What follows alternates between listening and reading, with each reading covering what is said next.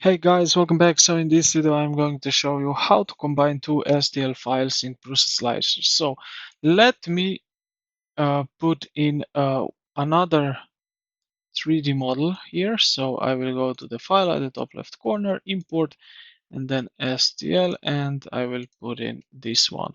Okay. So now, as you can see, we have here two models. So how we can combine it? It's pretty useful. So we will click here outside of this plate and then press on Shift key on your keyboard and just simply drag through both of your object with your left key on your mouse. Now right click on it and you will see here merge option. Just simply press on it and now you can see that you can move both objects in the same time.